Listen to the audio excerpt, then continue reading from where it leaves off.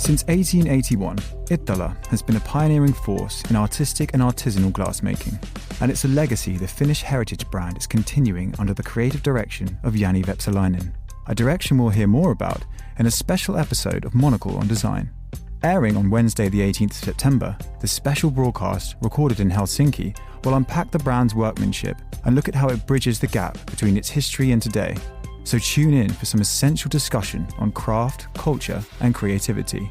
Monocle On Design, brought to you by Iittala.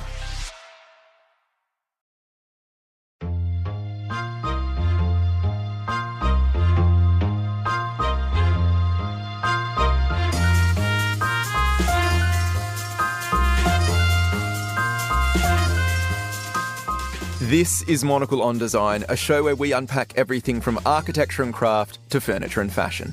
I'm Nick Manise. On today's special episode, we meet the creative force behind Iittala, examining how the 143-year-old Finnish heritage brand is striking the balance between progress and preservation. All that coming up on Monocle On Design.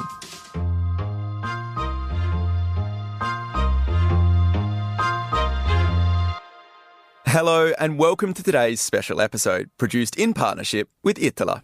It's a brand renowned for its creativity and partnerships with designers such as Alvar Aalto and Tapio Verkkala, collaborations that have made the Finnish firm a leading light in design. It's a legacy that we'll explore over the next 20 minutes with Janni Vepsäläinen, the brand's newly minted creative director. Janni joined me at Helsinki Design Week with this conversation recorded from Iittala's exhibition space in the Alvar Aalto-designed House of Culture. I'm Janni, I'm the creative director here at Iittala, and my background is in luxury fashion. I worked in several different luxury houses before this big job, and my specialty was knitwear. So actually, you might think first that what's the connection between knitwear and heritage glassmaking, but actually there's quite a lot of parallels. And the biggest in my case, I would say, is that as a designer, I've always been intrigued by the craft and being very close to the material. And when I started my studies about a time ago, I kind of accidentally stumbled into a fashion course. I don't know how it happened, but I did. And the first 2 years was really difficult. I just could not understand why I was doing there, what was expected of me. And then I found knitting, and that was sort of like this light bulb moment. The moment when I realized that I could technically do whatever I could with very sort of little material and choosing my own material. And when I visited Iittala Glass Factory during the interview process for this role, I got the same light bulb moment, because there I was watching the glass blowers crafting this molten material. And I sort of had that same epiphany that being so close to that material and crafting and using your hands and even concretely using your body, blowing that glass, it was an eye-opening moment. So that's kind of me, I guess, in a nutshell in terms of who I am as a creative, who I am as a designer. I'm definitely powered by craftsmanship, but also collaboration. I'm a very extremely collaborative person, and I loved that during my design studies, that I could collaborate with other students from different platforms. And that to me is a second very important part of my creative being. That's quite a nice starting point, because I guess for me, when I hear you're taking on this role, we're going to report on it. It does strike me as unusual to have fashion come across to a brand like Iittala, specializing in glassware for over 140 years. So really the focus was on craft. So how are you looking to, I guess, continue that and evolve that? Well, of course, it's not far away from here. It's about an hour drive. So anybody in this room who hasn't been to Glass Factory yet, please make your way there as soon as possible. It's open for visitors, and it's my happy place. I mean, I'm there every other week, so I have a little office there that I can sit. It's really about experimentation, ideation, innovation. It's the moment when I can be completely free. And we have dedicated time with the glass blowers where we work together and we try different things. Some ideas are success, some others are not, but it's part of the process. And if we think about the biggest design icons that we have in our portfolio today, are the vases and some of these Verkkala pieces and whatnot, they all were born from that same innovation and exploration and sort of free spirit of creativity. And that's why, to me, it's absolutely essential to drive creativity in a free space where you can really do whatever wild ideas you might have. Maybe that's an interesting jumping off point. We're going to get to the collection in this amazing space and the objects we're surrounded by, but tell us a little bit about your heritage brand since 1881. How do you look to evolve it? I mean, you've got Alto works obviously in there. Are you weighed down by that? How do you strike that balance, I guess, between the old and the new, the heritage and pushing forward? Well, that's, I guess, also for me as a designer, another very interesting aspect that I've always been very interested is this kind of balance in between the past and the present. And to me, to have such a heritage is obviously, there are a lot of brands who envy that type of history and heritage, because once you have that story, you always have it. It's not something that you can just create from nothing. So for me, I feel like I'm sort of standing on the shoulders of giants a little bit in terms of, if I look at our design history and where that was born, which, as I said, to me is this kind of very avant-garde ethos towards design. And if we think, again, taking the Alta vase as an example, it wasn't an immediate success. And if we think Tapio Virkkala, he designed hundreds of glass designs, and we only know a fraction of it. And I think that's a testament to the fact that there's so much work that lies underneath that sort of little golden, treasure that we then get in the end. And to me, it's also a living principle. And when I get stuck in my own work and I sort of don't know what to do, and I feel like I'm facing a cold wall, then I kind of look back to that and think, okay, well, they probably had their bad days too, and they kind of overcame. And to me, that's just an encouraging history to be part of. So how do you bring that forward? Is it this process of experimentation? Is it looking for the next Alto? How does that manifest itself? Well, it manifests, first of all, in that free space, what I mentioned earlier, that we make sure that we have that time to ideate and experiment. It really is about putting the creativity into the core of everything and not sacrifice and not making compromises. It needs that free space. It needs a room to work in. You need that time. It's obviously very much teamwork as well. And then it's continuing on that collaborative state of mind as well, as I was saying earlier. These designers as well were extremely collaborative, and they worked together and they helped each other. And I believe that Iittala as a brand, in a way, is an enabler as well. We are in this space today, designed by Alvar Aalto, that has miles of history behind it, and now it's being transferred into a nightclub. I mean, I think that is a perfect testament to our kind of Iittala as well, and that's why I wanted to be in this space today. So you're seeing, I guess, these iconic pieces be reinvented. Is that part of it as well, looking at the processes, looking at how you can maybe use materials differently? Absolutely, and then bringing them into a new context, because we are so used to seeing glass art or glass design a certain way, and what I'm trying to challenge is that yes, it's age-old technique and age-old material, but we need to bring it into a context that perhaps is a little bit surprising and unexpected. And what is better way to show glass art than a nightclub, I think, in my opinion. That sounds very dangerous at a certain point. Tell us a little bit about what we're surrounded by right now. So we are surrounded by the so-called showpieces, art sculptures from the Karmos collection. And these pieces, well, maybe I should explain Karmos a little bit, because maybe we have international audience here who doesn't quite recognize the word. So Karmos for us, it means the polar winter. They are the darkest moments of the year when, if you go up north to the Lapland, the sun doesn't really come out at all. So you really go through a dark month.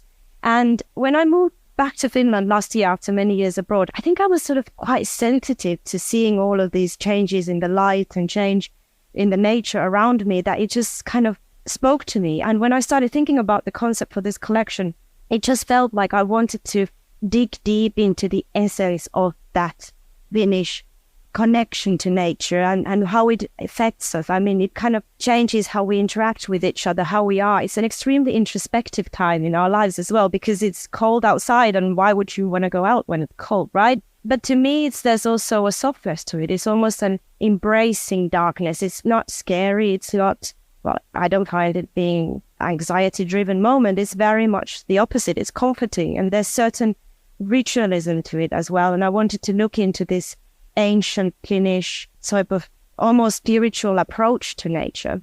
So these pieces sort of were born from that exploration. And really it started from few sketches on a paper, and then I went to the glass factory and we started ideating. We started first with mold making, because we have 2 full-time carpenters at the factory.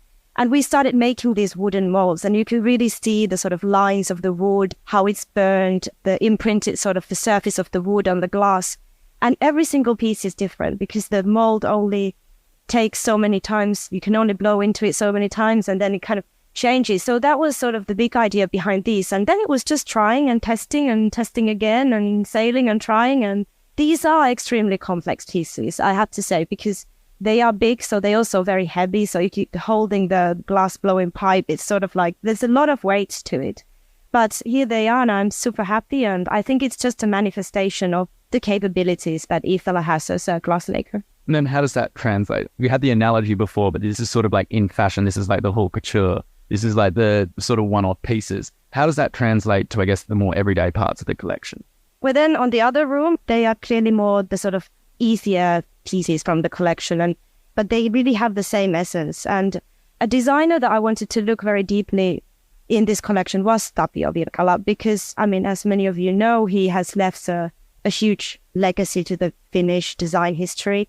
And he, like myself, was also very deeply inspired by the nature. And he was also a very dual character. He was, one hand, he was very cosmopolitan, enjoyed traveling. And then on the other hand, spent a big part of the year alone in a cabin in the middle of nowhere in Lapland.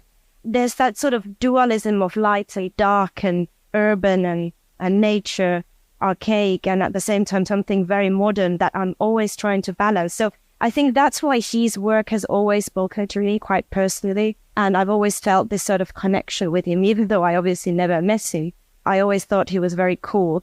So I kind of wanted to look into his archive, and there's a lot of pieces there that we are presenting that are from the history, but they're not necessarily very well known for the wider audience. And to me, I just really wanted to celebrate the history and celebrate the beauty of his work with the collection. We spoke briefly over the phone, about how you're looking to not revolutionize the brand, but evolutionize the brand. How does this take on his work do that?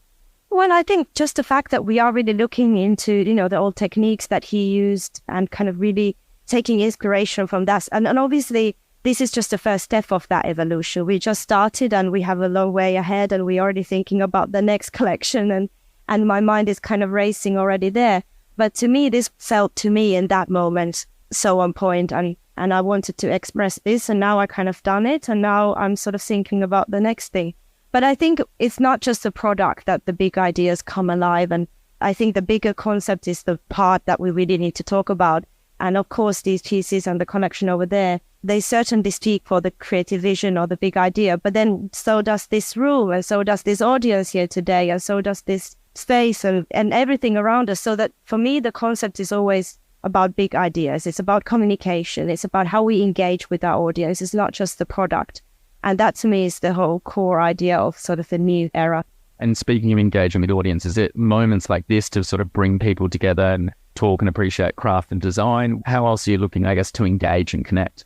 Absolutely. I think this is a great example, and there's so many other opportunities to do that. And I think there always needs to be the glass somehow present, because obviously that is the heart of Iittala. It is glass. So for me, if we keep the glass in the equation, then everything is allowed. I want to jump back, talking about Finnish light and the inspiration for this collection. An international brand like Iittala, how do you, I guess, translate those Finnish values, that Finnish, maybe aesthetics not the right word, but Finnish energy on a global scale? How do you make this make sense in a market like Japan or the US?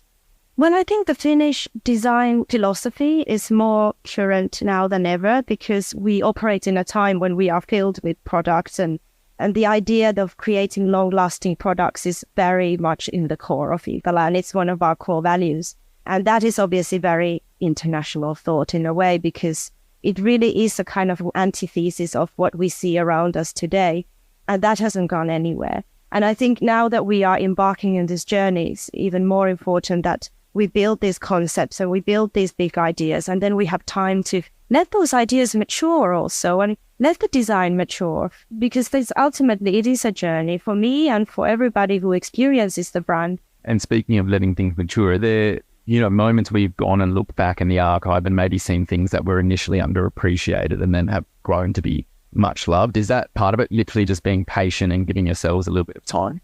Absolutely. And I think that's also something that I've always loved an underdog. And I think also in a design is a bit of the same. I just read David Bowie's story, and it was like, to me, it was so extremely inspiring to come across creatives who kind of struggled. Sort of, their first ideas maybe wasn't a success, and maybe their second idea wasn't either. But then in the end, they just persevered. And through that, they somehow conquered. And I've always valued that a lot. And I think, in a way, as I said earlier, when I get in a dead end myself, I just love to reference back to those people who kind of struggled before me. So it does give a lot of comfort. That way, also having this space to go out there to experiment, to work with the craftsmen, to have the carpenters there to test different ideas, different molds. Is that why that space is so sort of critical? Absolutely. Absolutely. And it's also, there's no judgment, right, in that moment, because the ideas are so raw, they're so fresh, so they could go anywhere. It's just a very safe space. And I think every creative needs that space. And I'm obviously very fortunate to be so close to that factory and be so close to those people working there. And I have built amazing relationships. The people I can almost call my friends now. So it is truly special. I want to also ask, we've got quite a varied audience here today. I mean, if you were to take already your experience with Iittala back to fashion or back to another design discipline, as a creative director, what are some of the key lessons, I guess, you've picked up over the past year or so? Well, remember to persevere. I mean, it's hard work. Of course it's hard work, because it's you want to always keep the best, and you want the work to be the best, and it's tough. I think that's the irony of being a creative, is that you're never happy either, right? You're always thinking about the next thing, and you always think, oh, I could have done this better, and I'm not really happy with that. I think it took me a long time to also accept that in a way, because that is what makes me creative as well, that I always want to push a little bit further. And I've said this before, and I don't know if I should say, but I am a little bit of a disruptor in that sense, that I do love when my work gets some kind of reaction. If there's no reaction at all, I feel like I didn't push far enough. If everybody loves it and everybody likes it, then I must have missed something. But that's also very personal to me. Not everybody is like that. But that's quite fascinating. So how do you disrupt a heritage brand while still staying true to its values? I mean, this is surely high risk. Yes, probably. But I also feel that you have to take risks in life, right? If you don't ever take any risks and you just take the safest route, then you're probably never going to achieve anything great. That's my philosophy. Iittala's never had a creative director before. This is a huge responsibility. So I guess it's just understanding how you're trying to throw this thing forward and evolutionize rather than revolutionize. Are there particular feelings you're hoping this new collection elicits in people? That you said a little bit of shock perhaps, but is there something you're looking for in showcasing this work? Well, I really hope that people experience this space, those who have a chance, because what I wanted to create in this room is to really give back of what I was feeling when I was creating this collection. How does that garment sound like? How does it feel like? How does it make me feel? How do I feel in this room next to these pieces? And if I can deliver some of that experience, then I feel like I've succeeded. And with this collection, I really wanted to celebrate the craftsmanship of glass. So if people leave this exhibition feeling like, oh, now I kind of understand it a bit better, or, oh, that's a fascinating material, then I feel like my job is already half done, because that really is what I wanted to kind of bring to life with these pieces and the collection. And what do you mean by understanding? What are you hoping people take away? The beauty and the craftsmanship and... Yeah, exactly. The beauty and the craftsmanship, and really the unique essays that the glass has of the material. I mean, somebody said it to me one time, is that glass almost, it doesn't exist without the light, right? Which is quite a unique thing for any material. To me, the metamorphosis that it goes through, that it starts as a grain of sand and then it becomes malleable, molten material, and then it hardens again and it becomes very unbreakable. There's something very beautiful and poetic about that. And I just wish people would kind of appreciate that. I mean, it's gorgeous that we still have this capability and legacy here in Finland, that we are making glass. And I just hope it would touch people and give them a food for thought in terms of the beauty of craft. 140 years or so, 1881, I failed high school maths, if I'm perfectly honest. What next? Throw it forward another 140 years or so. What's your hope?